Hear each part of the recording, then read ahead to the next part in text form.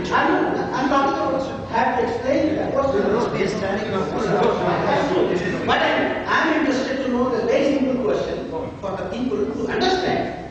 In the modern concept, how you are going to apply it. While the people are not aware of the economic and socio-political structure of the system. That is my question. That can be something practical. Otherwise, just to enjoy having nice discussion and go out. That's my question. What is your problem? You see, your problem at the moment is not that somebody stole your wife's handbag and you want to have her hands chopped off. It doesn't apply. It doesn't apply here. You don't need it. In other words, you're going to waste everybody's time discussing hypothetically, there is no Islamic government here, then if there is Islamic government, there is a jurisprudence, people who study the law, and under what circumstances what will be applied. It's not that somebody pinch your pen and it's a chop of his hands, somebody does a chop of his head. It doesn't work like that. You see, there are jurisprudence, they will sit down, if there's a government, if the government of Pakistan is acting upon it, find out from the jurisprudence. If a law is being acted upon in Iran, find out how they're working it. Here now you're asking me about jurisprudence. I am an expert in comparative religion. You ask me questions pertaining to that. Then you are honoring me and you will get the maximum out of me. You're going to ask me all these things now. This is what the Jews were doing to the Jesus Christ. Asking him questions, trying to trap him. What is your problem? You ask me now, look, the Christian was asking you, why don't you eat the pig? Then you'd ask me, look man, I don't know how to answer that fellow. How will you answer that? Islam teaches this 5 times a day. How do you pray 5 times a day? Tell me that. What is your problem? This is not your problem about chopping people's hands. Because I don't know how many people you have seen chop hands. In your life, if you have seen a single Muslim with his hands chopped off or steamed, have you seen one yet? I haven't. I'm 70 years old. I haven't seen one yet. So this is not a problem. When there's a problem, then we'll talk about it. I hope. How to implement it? That is when you establish a government. You establish in Geneva, Islamic government in this country. Then I will come and help you how to implement that law. You bring it in a Muslim country.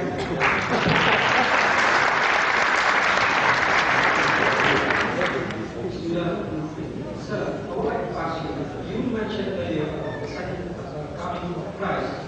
I would like you to elaborate on that. That is not the subject about the second coming of Christ. I said, in his second coming, if you had the chance to ask him, this was in the context of what I was telling you, oh Jesus, because only then you can ask him. Otherwise it's too late on the other side. See? So when he comes along, he's looking for his people, so you can ask him, what church you belong to, sir? What church, what religion you follow? So if he told you Christianity, then you ask him, I will ask him. If he tells me Christianity, what church you belong to? That is hypothetical. In other words, it is nonsensical. Really. That you're going to ask this man of God, what is your religion? Because he can't say Christianity and Moses can't say Judaism. I was trying to prove that. Not about his second coming and what he's going to do and how he's going to do. That was not a part of the subject. This young man here has still got his question. Yes. Give it to him that mic, please. Give him that mic. Oh, the lady has. I'm sorry. She's got a question. You have a question? No, you cannot. No.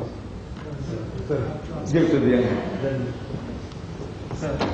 I see there right that you don't want to explain, or as you said, you are a professor, and I do admire this, and I did get it. You don't want to go to the detail to say if we do cut the hands, if we do get the prostitutes and stoning them, is that right or wrong? You don't want to enter in the subject. But very simply, I want to ask you one question on behalf of my wife. And this is something, she's Swiss, and she was a bit annoyed that you were attacking Western people, that no white man has ever invited me for a tea. Could you please explain me all these political asylums that they give us to Iranians, to communists, to Jewish, I don't know what, all these Americans, Swiss, British that you said they were helping. they were acting like Nazis, that I don't think it is, I mean, you know much more than me, but what I've heard, the British, they helped the Jewish, and you are saying they acted the same. So I don't want to answer back the question that no, it is not only the Muslim world that they are the best. But my wife, as a Muslim, she's Swiss, she has converted. She comes to you at the end of this conversation, please do excuse me, I don't want to put you on the edge.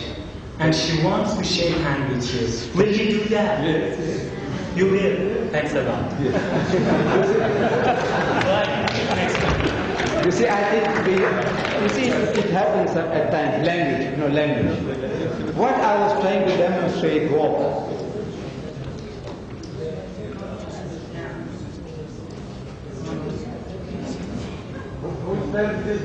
it's finished now. Yes.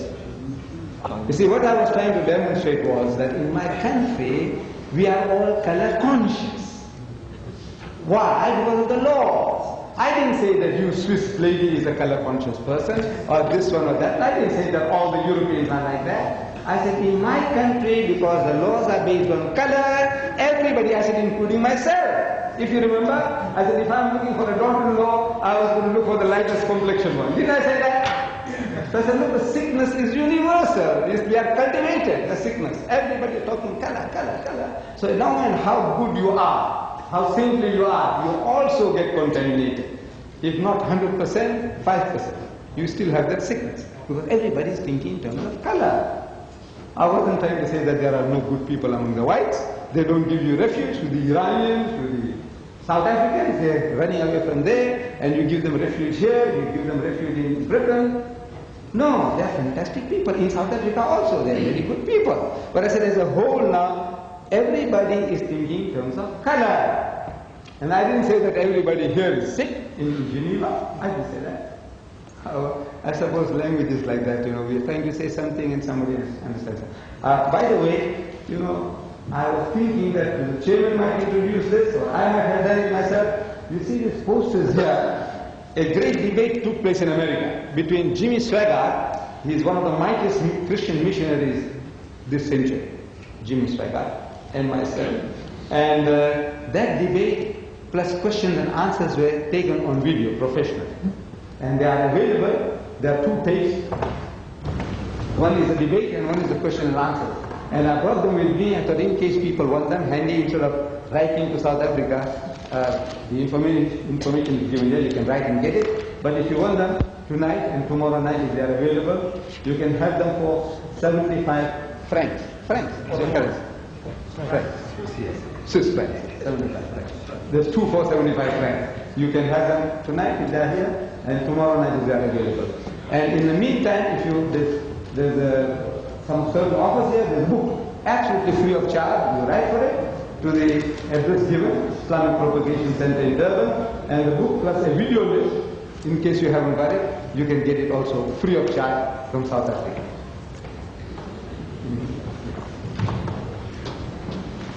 Thank you very much, Brother Deedat, and thank you all, brothers and sisters, for a wonderful evening.